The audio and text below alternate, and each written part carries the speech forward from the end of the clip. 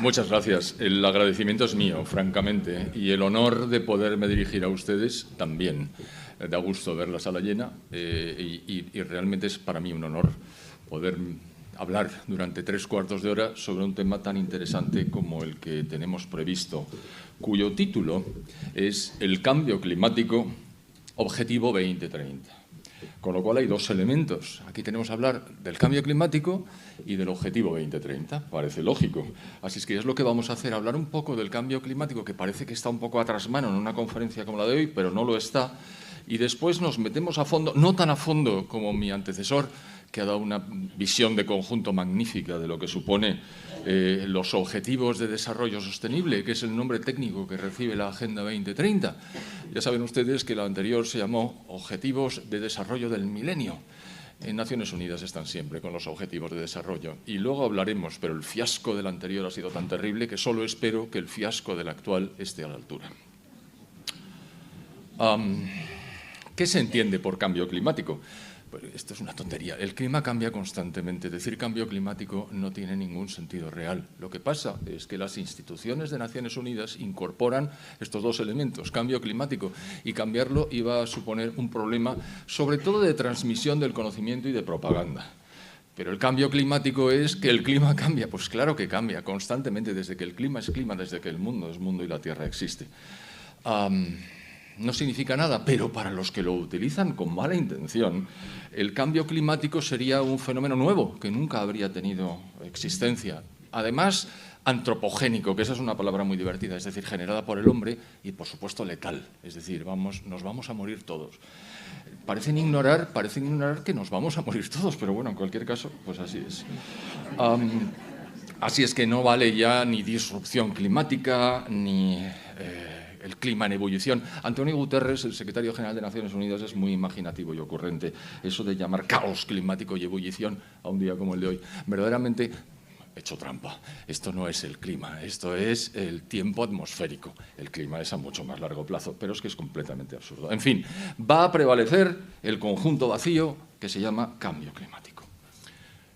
¿Y cómo es que digo que el clima cambia constantemente? Pues será porque cambia constantemente. Por ejemplo, Baja Edad Media, entre los siglos VIII y XIV.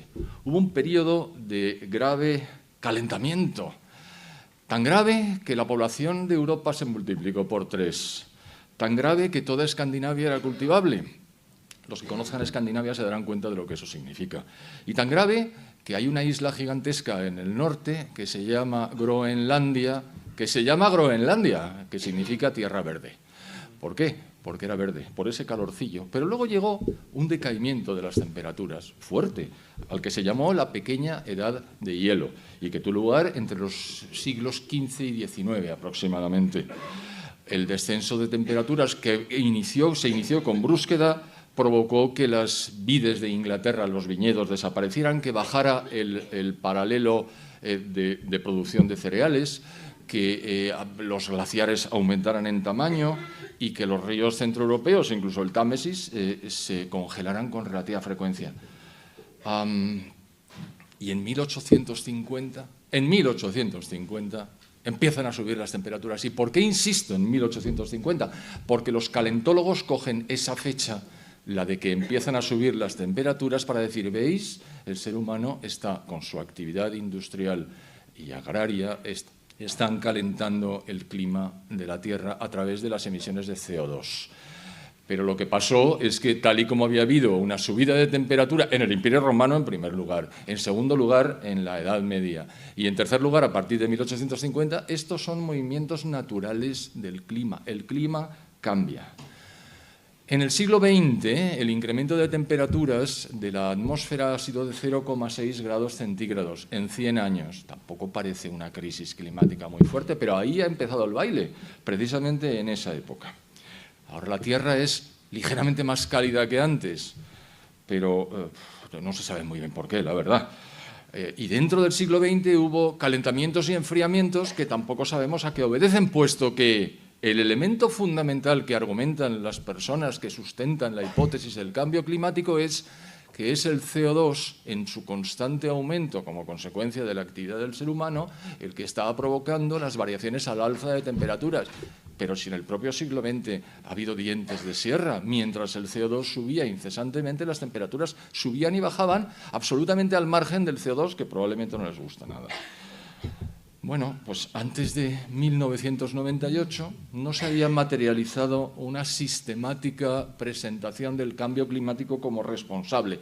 Los científicos decían que la temperatura había experimentado cambios siempre. Curiosamente, desde 1998 hasta 2015 y desde 2016 hasta 2023, la temperatura de la atmósfera se ha incrementado 0 grados centígrados. Y ya les digo yo que el crecimiento del CO2 se ha mantenido con los ritmos habituales.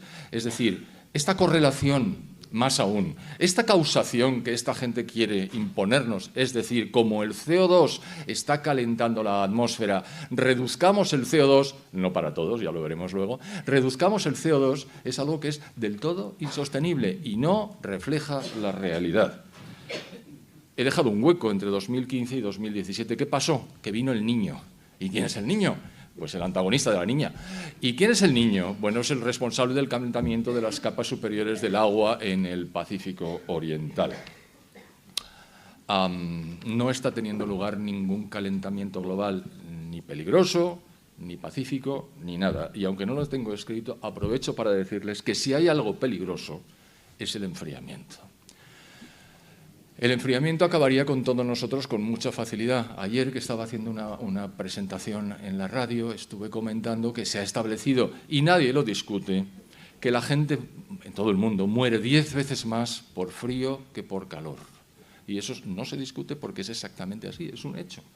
Y entonces la persona que me estaba entrevistando dice, perdona, acaba de salir un dato nuevo, no son 10 veces, son 20 veces más. Es decir, la gente se muere de frío. Difícilmente se muere de calor, pero eso sí, en los medios de comunicación de masas verán constantemente el golpe de calor acabó con Periquito que estaba trabajando en el exterior cuando la temperatura... Y es verdad, hay que protegerse, el golpe de calor es peligroso, pero eso no tiene nada que ver con el clima, solo faltaba. ¿Dónde empieza todo esto? En el efecto invernadero. ¿Qué es el efecto invernadero? El que nos da la vida. Si no hubiera en la Tierra efecto invernadero, que está inducido por los gases de efecto invernadero, la temperatura media sería de 17 bajo cero. A 17 grados bajo cero no habría vida. Afortunadamente contamos con los gases de efecto invernadero, el primero de los cuales, el más importante, que es el 95% de todos los gases de efecto invernadero, es el vapor de agua. Y en segundo lugar, el CO2. El vapor de agua es el 95% de la totalidad de los gases. Luego está el CO2 con 3,7 y luego está, esto lo ha mencionado don Alberto Bárcenas al hablar de las vacas, el metano, el óxido nitroso, los clorofluorocarbonos, pero son no trazas, pero casi testimoniales. Pero, en un momento dado, tres norteamericanos científicos, publicaron en Nature, que es una revista científica, en 1998, un artículo que se conoce como el palo de hockey. Y lo que hicieron fue decir, miren ustedes, desde el año 1000 hasta el año 1850 la temperatura no se ha movido. Eso es completamente falso, pero lo dijeron. Pero luego crece vertiginosamente como consecuencia de la revolución industrial. Ergo, hay una correlación entre CO2 y temperaturas. Más allá todavía, hay una causación. El CO2 provoca el incremento de temperaturas, como en el efecto invernadero. Efectivamente, el efecto invernadero es que llegan las emisiones de onda corta de los rayos solares, golpean la Tierra y cuando van a salir, los gases de efecto invernadero, cual mantita o edredón, impiden que salga la totalidad de ellos y nos mantienen a esa temperatura tan estupenda que es de 14 grados de media en la Tierra, que permite la vida, no solo permite la vida, si somos ya más de 8.000 millones, vaya exitazo, algunos quieren acabar con él. Bueno, entonces, el palo de hockey es falso como un duro de madera. Ahora hablaremos del IPCC. El IPCC es un organismo que luego mencionaré, pero que en su tercer informe, hace informes cada 5 o 6 años aproximadamente, presentó el palo de hockey como diciendo, ven ustedes, el ser humano es el culpable. Les duró 5 años. En el cuarto informe retiraron el palo de hockey por tramposo. Hasta el IPCC, que es el epítome de la trampa organizada por Naciones Unidas, ha retirado el palo de hockey por falso. Casi no voy a profundizar. Pero ¿y el CO2? El CO2 está aquí. Ustedes lo saben. Bueno, perdonen, el CO2 está aquí. La concentración de CO2 en la atmósfera es de 424 partes por millón. Aquí hay entre 2.000 y 3.000, y si seguimos con la puerta cerrada, 4.000. ¿Algún problema? Ninguno. ¿Saben cuál es la concentración del CO2 en nuestros pulmones?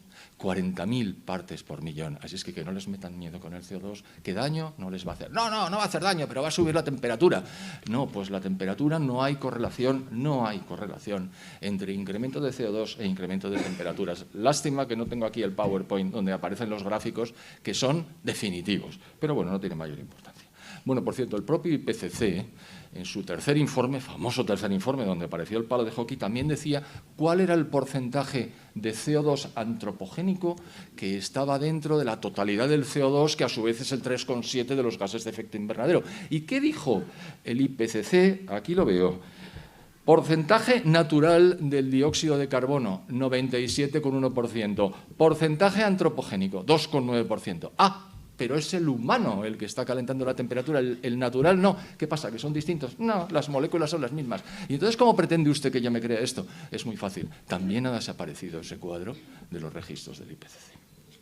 Bien, así es que queda claro y que debe quedar muy claro que no hay ninguna correlación entre CO2 e incremento de temperaturas. Lo que sí es un elemento fundamental y decisivo es precisamente el vapor de agua, es decir, el 90% de los gases de efecto invernadero. Y además el forzamiento del vapor de agua es mayor, este palabra lo explico ahora, mayor que el del CO2. ¿Qué es el forzamiento? La capacidad de calentar que tiene una molécula de agua en comparación con una molécula de CO2. ¿Cuál es la que más, de todos los gases de efecto invernadero, cuál es el gas que más forzamiento tiene? El óxido nitroso. ¿Y cómo lo sabe usted? Y bueno, ese es el gas de la risa, es decir, que se utiliza a veces para hacer contra su voluntad reír a la gente, pero sobre todo es el que impele los cohetes que se lanzan a la atmósfera. Es una enorme capacidad de calentamiento la que tiene y por eso lo utilizan. Bueno, y si esto no hay por dónde cogerlo, y si es una mentira enorme, ¿por qué ha tenido éxito? ¿Por qué ha colado? Es decir, ¿por qué la gente piensa que efectivamente estas emisiones de CO2 que estamos realizando, no todo el mundo evidentemente, pero ¿por qué es tan predominante? Pues por varias razones. La primera es porque es muy sencillo, todo el mundo entiende que es un invernadero. Un invernadero es una cosa de cristal donde se pone, entra el sol, se mantiene la temperatura interior y las plantas crecen, y crecen mucho mejor que fuera. ¿De cuándo acá los holandeses iban a producir tomates con el clima que tienen si no fuera por los invernaderos que utilizan? Es más, ¿qué introducen en los invernaderos para que los tomates crezcan mejor? CO2. ¿Por qué? Porque el CO2 es el elixir de la vida. Sin el CO2 estábamos todos muertos. Anda, no exagere. ¿Cómo? Si nuestro nivel de CO2 en la atmósfera estuviera por debajo de 150 partes por millón, las plantas morirían y con ellas todos nosotros. Efectivamente, como dicen los neomalthusianos, nos vamos a morir todos, pero afortunadamente el CO2 crece. Hemos estado a punto de alcanzar en la última glaciación las 150 partes por millón, pero afortunadamente la cosa no llegó a tanto. Así es que, idea sencilla e intuitiva, un apoyo monstruoso por parte, no ya de Naciones Unidas, sino de prácticamente todas las instituciones de este mundo, y ahora contaré quiénes son los que lo apoyan, por los líderes que lo empujaron desde el principio, empezando por Al Gore, que es un tipo con una capacidad de comunicación absolutamente fascinante, y porque la naturaleza tiene horror al vacío. Y si las otras creencias se debilitan, aparece una nueva fe, la fe calentológica, que tiene incluso su papa, que es el señor Guterres, que tiene su Juanita de Arco, que es Greta Thunberg, y lo tiene todo comparado y paralelo al cristianismo, curiosamente. Y un elemento fundamental. ¿Es el ser humano el culpable con sus emisiones de CO2 del calentamiento? No, no. El ser humano blanco y occidental. El otro ser humano, mire usted, el chino y el indio son gentes angélicas cuyas emisiones de CO2 no tienen nada que ver con esto. ¿Y eso por qué? Es que sus gobiernos no se dejan. Está teniendo lugar la 28ª sesión de la Conference of the Parties. Todos decimos la COP, porque utilizamos el acrónimo inglés, en un sitio tan fantástico y tan poco emisor de gases de efecto invernadero a la atmósfera como Dubái, donde hay 70.000 personas disfrutando de los hoteles gratis y de la comida de primer nivel. No son hormigas, es carne y es pescado, no, ellos comen bien. Y en esa conferencia de las partes se está diciendo que tenemos que hacer un esfuerzo adicional. No me meto en ello porque no acabaríamos. Y llega India y dice que con nosotros no cuenta.